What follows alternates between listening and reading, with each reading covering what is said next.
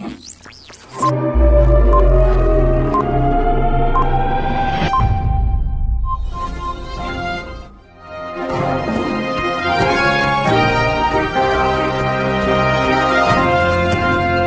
मंथन देश के विचारों का अक्ष के ऊपर हरियाणा सरकार ने अपनी सुनियोजित साजिश के तहत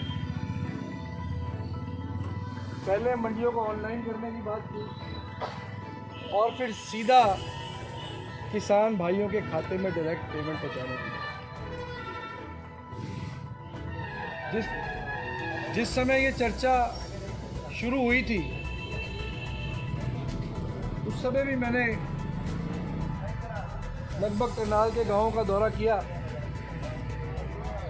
और मैं दावे के साथ इस बात को कह सकता हूं कि सरकार के उस कदम का सबसे ज़्यादा विरोध अगर कोई किसी ने किया तो हमारे जिम्मेदार भाइयों ने। और मुझे आज भी याद है, असंध हल्के के गांव का नाम मुझे याद नहीं, एक बुजुर्ग लगभग 85 साल के मुझे मिले, जट सिख परिवार से, रुखसाना गांव में। और उन बुजुर्गों ने मुझे कहा कि राठौर साहब ये जी मंडिया के काम सरकार करन लगी है, साड़ी तो पता नहीं उम्र किन्नी है, पर तुसी डट के इहदा विरोध करो। क्यों विरोध करो? ये मंडियां नूं जिस तरीके नाल मारन का काम कर रहे हैं, एक तरीके नाल साडे जिम्मेदारां दे प्यो नूं मारन का काम कर रहे हैं।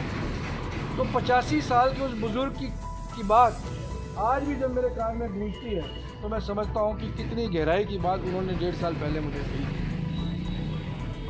और वो सही थे, क्योंकि हमारी मंडियाँ 24 घंटे के ATM के रूप में ना केवल फसल की प्रोक्योरमेंट करती हैं, परंतु हमारे जिम्मेदार भाइयों की हर छोटी से छोटी ज़रूरत, चाहे वो स्कूल की फ़ीस है, चाहे वो बीमारी के अंदर अस्पताल का खर्चा है, चाहे वो खेत को बोने के लिए खर्चे का इंतज़ाम करने की बात हो, चाहे वो शादी ब्याह की बात हो, आधी रात को भी हमारे आड़ती भाई चाहे अपने घर की छत फाड़ करके पैसा लाना पड़े, पर वो पैसा अपने जिम्मेदार भाई को देना। और ये कमाल का रिश्ता अर्थव्यवस्था में सीखने का मॉडल है। आप छोटे से छोटे बैंक के पास भी 10,000 20,000 रुपये लेने चले जाओ तो वो भी कुछ ना कुछ आपसे छोटी मोटी सिक्योरिटी रखवाते हैं। पर ये एक ऐसा मॉडल था जो पूरे देश में एक उदाहरण था, बगैर किसी सिक्योरिटी के पेमेंट की गारंटी फसल के माध्यम से सैकड़ों साल से हमारी इन दोनों स्टेटों के अंदर स्थापित हुई और सुचारू रूप से ये प्रदेश के किसान को आगे बढ़ाने आता है।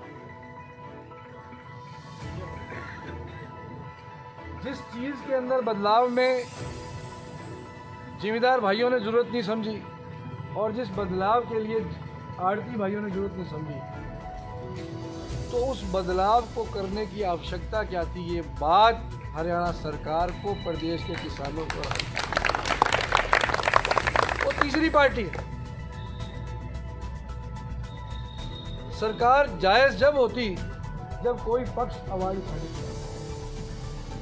दोनों पक्ष अपने पुराने सिस्टम को लागू करने के लिए लगातार इस बात को उठाने का काम कर रहे हैं, परंतु सरकार का अडिग रवैया और जिद,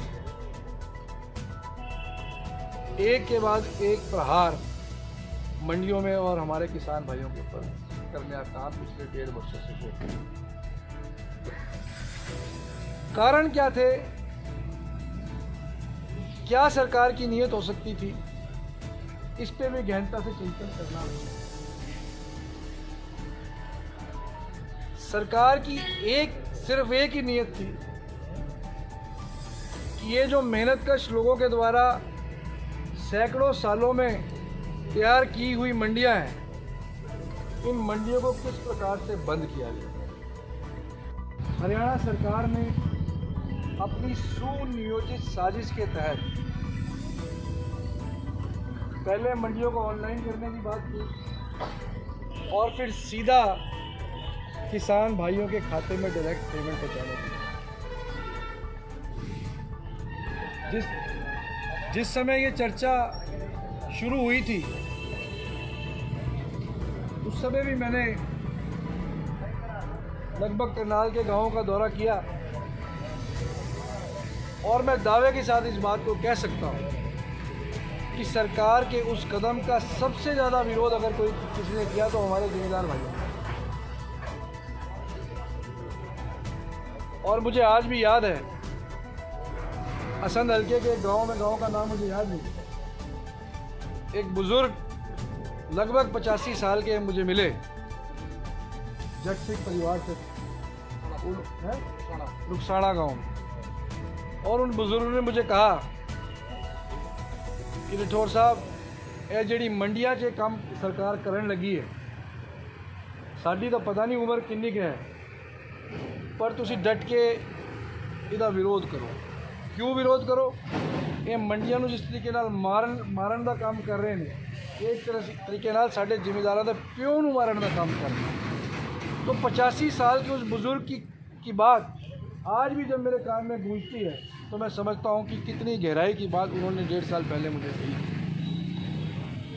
और वो सही थे, क्योंकि हमारी मंडियाँ 24 घंटे के ATM के रूप में ना केवल फसल की प्रोक्योरमेंट करती हैं, परंतु हमारे जिम्मेदार भाइयों की हर छोटी से छोटी ज़रूरत, चाहे वो स्कूल की फ़ीस है, चाहे वो बीमारी के अंदर अस्पताल का खर्चा है, चाहे वो खेत को बोने के लिए खर्चे का इंतज़ाम करने की बात हो, चाहे वो शादी ब्याह की बात हो, आधी रात को भी हमारे आड़ती भाई चाहे अपने घर की छत फाड़ करके पैसा लाना पड़े, पर वो पैसा अपने जिम्मेदार भाई को देने आता। और ये कमाल का रिश्ता अर्थव्यवस्था में सीखने का मॉडल है। आप छोटे से छोटे बैंक के पास भी 10,000 20,000 रुपये लेने चले जाओ तो वो भी कुछ ना कुछ आपसे छोटी मोटी सिक्योरिटी रखवा देता।